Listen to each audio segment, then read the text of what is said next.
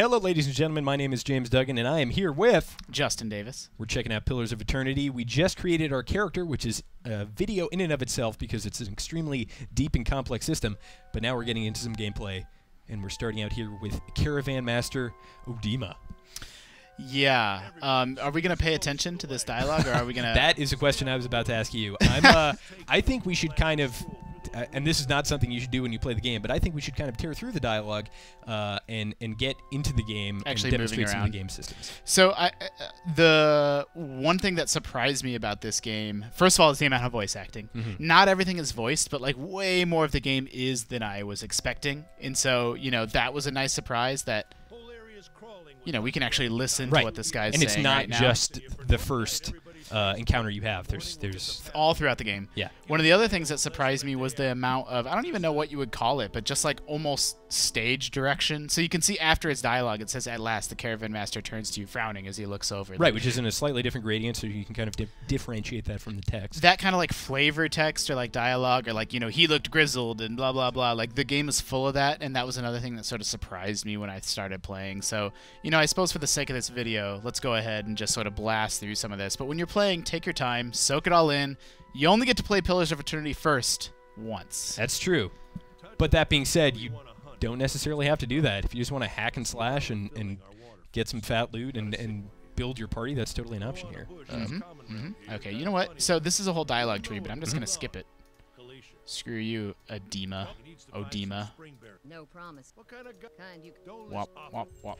So one thing I would like to point out in the dialogue is this kind of this dude to the left of the fire. He's walking down there. He's got a bow in his back. He's kind of the bad boy of the caravan. To the left of him, which guy? This guy? Sparfell, yeah. So he's going off to get us some water because we're not feeling too great. So we had to pull over the entire caravan to get some berries that will hopefully help us with our ailment. That's how the game opens. There's little things like, again, if you played Baldur's Gate games, you'll already know this. If you didn't, this will be new to you, but tutorials go over it all with you. You can hit tab to sort of see. It shows you a bunch of stuff. And one of the things that it shows you is anything that's blue like this is something that can be looted. And so we actually can't lockpick this. We could go buy a lockpick, though. Yeah, we could. You know, or people that you can talk to, or just like things in the world, like anything that has this, you know, little, what the hell are these things called? Magnifying glass? Magnifying glass. That's the word I'm I wasn't looking for. sure if that's what the answer you're looking for. Anything that has a magnifying glass, you know, you can zoom way in and get a lot of detail, or you can sort of get the sort of macro view of what's going on by zooming out. I really, really like the fog of war in games like this. So I guess it's not. I'm used to calling it fog of war because I play like a lot of StarCraft. Sure. But like, I mean, that's essentially what it is. I really love in games like this that you just have to walk around and reveal the map slowly over time. Just that feeling of like you don't know what's going to be right in front of your face until you actually go and check it out is really appealing to me. Like, and then it slowly reveals the map over time. And I love, like, before I leave an area, I have to fill in the whole map. I won't like let myself leave unless I fill in all four corners. Because there could be some sweet scripted event over there that somebody put a lot of time into. So here is the merchant, Heoden. And so we're selling some stuff we had, and we're going to purchase some lockpicks probably. Oh, is that what we're going to do? Sure. Let's break up one of those boxes. Oh, he does have lockpicks. So it's actually got this barter system where, like, you can drop your items over here and then drop their items over there, and then it says that in order to buy these 3 lockpicks, I actually need 2 more or 39 more money than what I have. So it's like if we just drop that down to 2 lockpicks, then he actually gave me money plus 2 lockpicks in order to get the thing that I needed. Shazam! And who knows if this is worth it, but that's the fun of it. And we could have unlocked this for free, by the way, if we had 1 point in mechanics, but we don't. So we can unlock it with a lockpick, even though we have 0 points in mechanics. Again, sort of replacing a rogue archetype, or any. Well, like you said in the previous video, anybody can get the mechanic skill. So that's nice. Yeah. If you just want somebody who's handy at unlocking stuff, which is very handy in these kinds of games. The master of unlocking. Yes. So here we go. Some of it is a little bit revealed and a little bit transparency where you've gone, but you don't necessarily have vision of right now is like a bit darker. But what you haven't explored is completely pitch black, which is really cool. Yeah, it's such a little detail, but it's one of my best sort of it just feels so good in these games. That sense of exploration, or that sense of you just have this whole black map to explore, and then by the end you've explored it all. And like, it's not always incredible, but there are like little details, like, you know, we just found 2 dead bodies. What's that about? You know, like that sense of exploration is really, really cool. Nope. Don't exit. I was trying to get out of here. Let me out of here. Oh man, we've encountered the ultimate puzzle. There we go. You can adjust the game speed, which one thing that was kind of annoying in older like Baldur's Gate games was like, if all I wanted to do was just go up here, okay, now they gotta slowly walk up here. Right. You can just fast forward. You can actually do the opposite if you're in combat, because the way this game works is you can pause it at any time by hitting the space bar. But So it's like quasi-turn. I mean, it's real time, but it's quasi-turn-based as well, because everybody kind of has cooldowns on when they can act.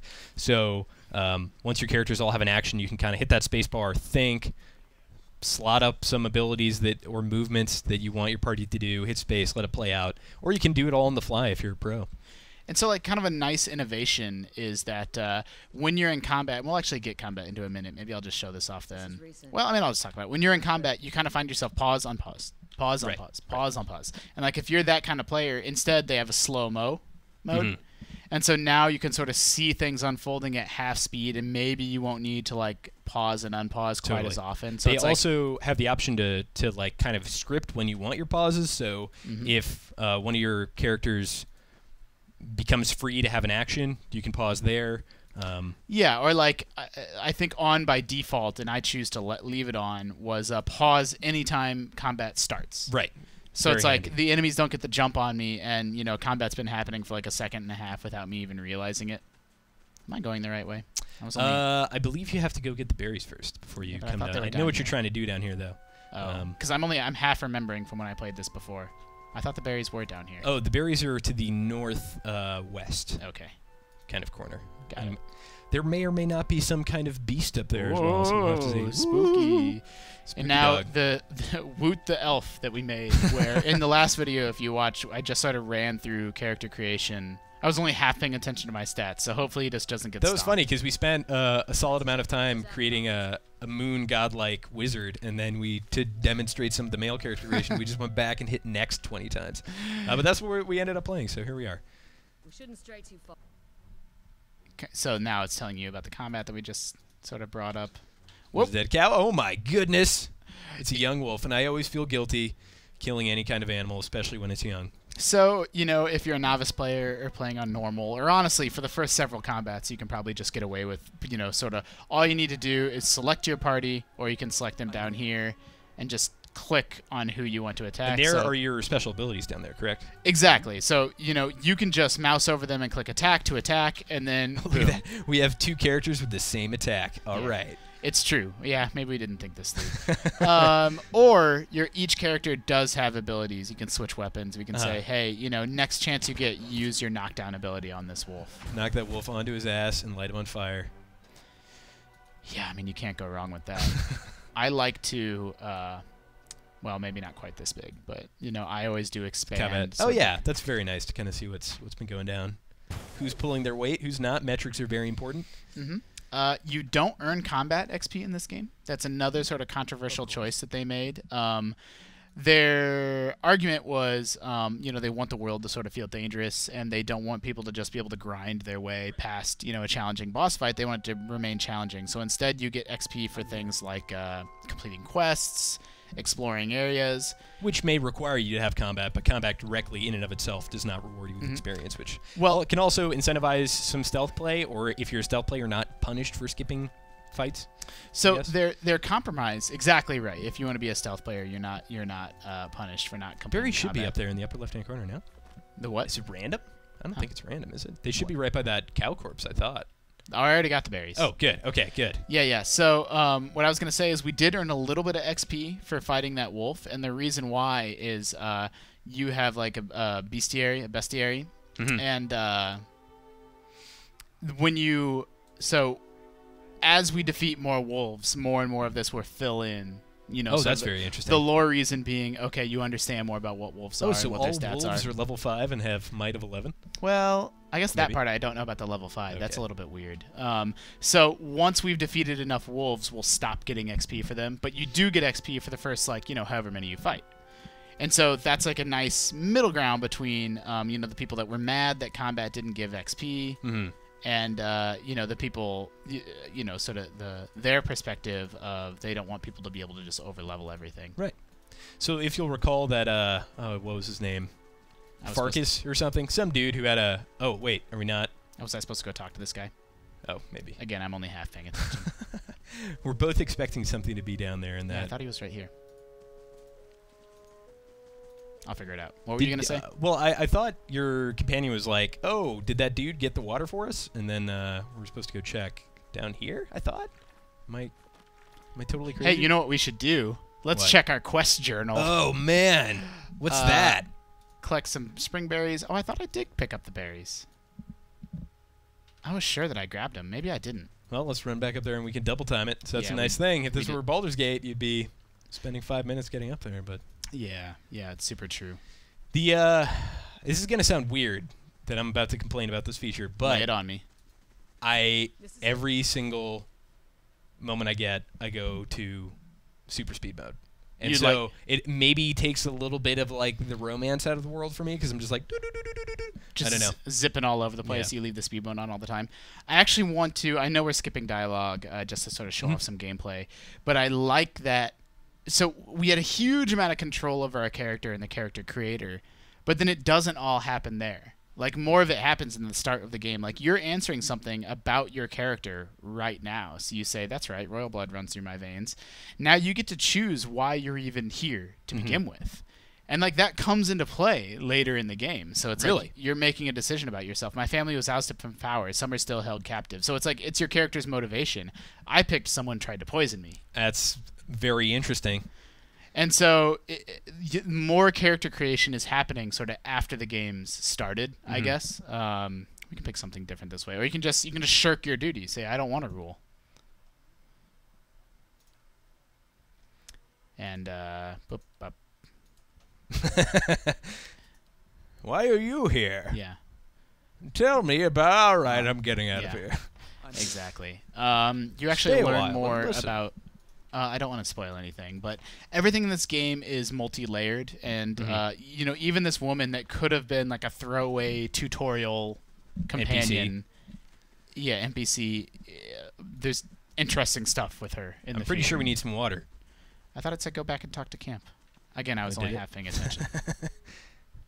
Find Sparfell. There we go. That's the guy I was talking about earlier. So he's kind of the badass hunter dude who went off to fetch us some water, which is very under his skill set. But man, I wonder what happened to him. I don't know, James. Oh my God, it's his water sack.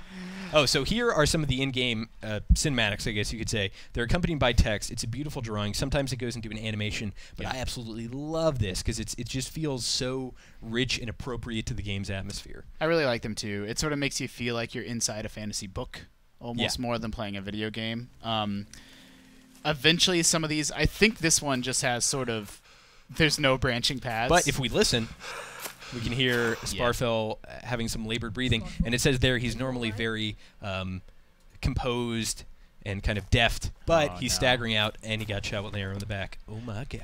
Later on, some of these have different options that have like stat checks on them. So it's like I didn't even know that. If you had like might 18 or whatever, you might have an option to do something different. To punch Sparfell so hard he wakes up. Yeah, his face explodes. Or, there'll be different ones, or it'll be like, you look like you might be able to clamber up this rock face, and then it's like, if you click try, it's like, oh, you can't quite make it. Yeah. So it's like obvious that you need something else later. Like there's all these little reasons you might need or want to come back. Very D&D.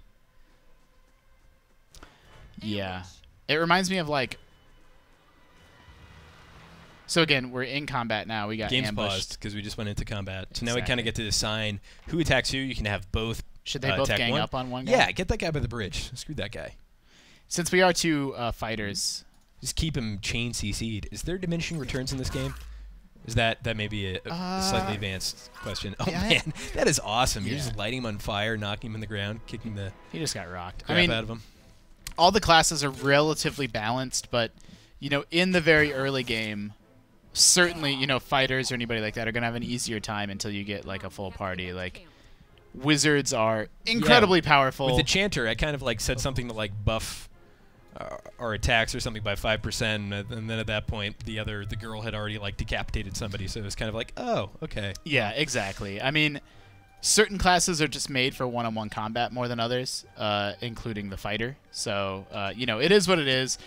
The game is meant to be played with a full party, so these very, very early combats they're just easier. They're just easier as a big, beefy melee class. But if you're playing a wizard, we should probably queue up some abilities here. Yeah, that's true. Can you do that in real time without pausing? Yes, but it's just out of habit. Yeah, no, that's definitely the right thing to do. I was just wanted to make sure I wasn't lying earlier when I said you could. I guess I actually want to talk about where I saw graze here. So the hunter grazed our fighter for 0.5 slash damage. A graze is almost like an opposite crit. And so it's like a critical hit does a bunch of bonus damage. A graze is like an attack that hits, but not for very much. So it deals, I think it's half damage. And that's influenced by like your... Oh, is it... so you can see there's a bunch of dice rolls happening behind the scene. Right. So it's like, I rolled 26, their defense was 29. Or they rolled a 26, my defense was 29. And then it sort of spits out its math. And if it's within a certain range, the attack is either a hit, a graze, or a critical hit. I love that. I love to see, like, why did that happen? Yep. All that's there sort of behind the scenes or under the hood if you want it. Again, I've played through probably 10 hours of this game, and I'm playing on normal, and I don't really need to pay attention to any of this. It's there if I want it. And if you were playing on a harder difficulty, if you were playing on hard or Path of the Damned, you probably need to be paying a huge amount of attention to what's going on in combat. But on normal difficulty, you can play this more like a normal RPG. Or just and there's some easy looting there, which I loved. And everything goes to a stash as well. Is that correct? Yeah. So it doesn't necessarily go straight into the character. Oh, no, it does. Okay. Well, so you have the choice. You have a stash right here. So this is actually an example of the game has a handful of settings. I don't know. Okay, they're in this game menu settings where I don't know what you would call it. Just quality of life settings, I guess, where like there's just certain things that are annoying about playing RPGs. And Pillars of Eternity lets you turn them on and off at will. Like if you're a really hardcore RPG player and you don't want to have access to your stash all the time, you can turn that off and you only get access to your stash when you're in town. It's pretty metal. But I'm a more casual player, and if my inventory's full, I just hate messing around with it. I'm like, okay, I need to loot this thing, but I have this bow, so I guess I need to drop this bow. And so if you're a more casual player, you can just drop things in your stash on the fly anytime you want. Is there a drop all button? It needs to be. I don't know. Steam Workshop. And I like that the stash can be sorted by by type. We picked up those berries earlier. And there's other settings like that, like I don't know. We don't need to get too far into the weeds on this, but some of them are super cool. What button was it? Escape. Oh, here we go. Stuff like when you're casting an area of effect spell, like if you're a really, really hardcore player and just want to be immersed in the world, you can turn off how big the area is, or you can leave it on. So you're just kind of like surprised. Oh, wow, yeah. Yeah. No, it's the reticle that may break your immersion potentially, which. Yeah, exactly, and little stuff like turn the tutorials on and off. Things like, is a dialogue option going to affect your reputation with that faction? Because that's fantastic. You can be trusted or distrusted by a faction, and that's something that you can toggle on and off depending on how hardcore you want to be about your role playing. So it's very much an experience that the player can tailor to what they want out of this game. Here's actually a good example of depending on your stats, your class, your background, all kinds of different things. There's unique dialogue, and since we do have a lore of at least one, we have this dialogue option. Obsidian the ruin has not been sullied by our hands, men of Ir Glanfith. Exactly. The pronunciation. Obsidian really emphasized that these options aren't necessarily better. Just because, sometimes you'll see one where it's like, hey, if you had might 18, you could pick this option, and you can't pick it, and it's really stressful because you're like, I'm missing out on the best way. But I found that high might is often a really threatening answer, and it's kind of aggressive in a way that it's not. Obsidian's right; it's really not necessarily. It could be good, if the person that you're talking to is subject to intimidation, but it may backfire on you, and they'll be like, "You can't intimidate me." Yeah. So here's actually a better example of this. We don't have the option to pick these two, and it doesn't even show us what they are. We do have the option to pick several more based on our stats. And we sort of skip through it. So what's happening is, everyone's being killed, and if we're careful and we pick the right thing, like the last member of this camp, the shopkeeper, we can keep him alive. He doesn't have to die, but it's all about like telling these aggressors the right thing. What do you think we should tell them? Go ahead and kill him now. Do it. That's actually, I think, what I chose, and they were like, no. So let's see. Call my bluff. I'm pretty sure that's what I chose, and I'm pretty sure he was totally fine. Okay, because I picked only a fool attacks a weak enemy while a stronger one yet lives. And that actually may have been it. But you know what? I really want option 5. All right. Let's see if he's... The man hesitates. His eyes narrows as he studies these. What kind of coward asks for his own man to be killed? You first, then. Ta-da! I wonder if it's because the tutorial, it's kind of like... Wow, you had... Oh, no, but the end result is the same. Because when I played, he raked his blade along the guy's torso. Right. So he lived, but he was still injured. Okay. So sometimes it's just because it's the tutorial, it's a little bit kind of predetermined, but certainly... Well, I mean, this game, any smart game has a combination of real choice and, like, the perception of choice. So it's like we picked super different options and got a little bit of different flavor, but the end result was the same, Like, we got to end up fighting this dude either way. So we have kind of a boss here. We've gotten this. So let's get this guy. Let's get the injured guy out of here. Yeah. I'm just gonna place him back here. He is still useful though. He has some kind of, what is that ability? He's got some kind of CC. Yeah, he does. But I want to get him. Okay. At least like because he's damaged. You can actually see that he's taken some damage. So I want to get him like out of the line of fire first. He's just getting beaten on, man. Okay, so let's take out. Let's leave the boss for now. Let's have this one attack this one. Can you knock him over and then... the boss? Yeah, and then go... Okay, run away. No, you attack you. And you... Blinding strike. You blind him. There we go. Okay. So right. now you... I want to take out this hunter. Okay, so one of them's dead. So you can see, I don't know how you play the game, but this is how I play the game. I pause on pause, pause on pause. Like, that's the way that I play super often. Now you knock down, and you... How do you feel about the fact that this isn't a turn-based game? That it is real-time? Do you like it? I do. Okay. I mean, I'm used to Baldur's Gate, so... I was actually really surprised that it was even an argument, which it was. Like, there's like some people just swear by turn-based, and some people swear by real-time with pause, which is what this sort of system's called. I'm personally just very, very much in favor of real-time with pause. Right. I guess my feeling about it was, this is pretty awesome, by the way. So I believe they mumbled some kind of curse or something, but anyway, they're summoning some kind of beast, and this is kind of where I... Yeah, so I don't even know what this ends up being. You kind of don't know. Like, it's a storm. Right. But is it real? Is it supernatural? Right. You don't know. Oh, and here's one of those things where you'll see, I believe you have, like, there we go. So if dexterity requirement not met, so we don't know what that option is, but throw your weapon at the attacker. Allow Hewden to break free on his own. I threw my weapon because I'm a boss. But you can choose I threw my weapon as well. But then you don't recover your weapon. Then you don't have your weapon. Then you're in this dungeon without your weapon. Which is pretty... Let's see what happens. Let's see if he breaks free on his own. As he reaches the rock face. Oh, no. Oh, he doesn't make it. Wow. I did not expect that at all because I totally threw my weapon. And so I guess that's a trade-off. Oh, well. Yeah. See ya. See ya, Blinding Strike. Well, now at least we have our weapon, though. That's pretty important. And we're stuck with just Callista. Calliska. Not Callista. We got a bunch of experience for the quest. I don't think we leveled up, so I'm not sure we'll be able to show that. Where's our character? Is it C? There it is. Yeah, so we're not quite leveled up yet. Well, that may have to wait for another time. All right, so you've seen some of the basic mechanics of this game. This game is a very deep experience, and obviously that is not a telling Let's Play that encompasses all the aspects of the game, but we tried to get through as much as we possibly could. We'll certainly be doing more of these because I think that there's absolutely more to show. Make sure to check out our review. Once again, I'm James Duggan. I am Justin Davis. And for all things Pillars of Eternity, keep it right here on IGN.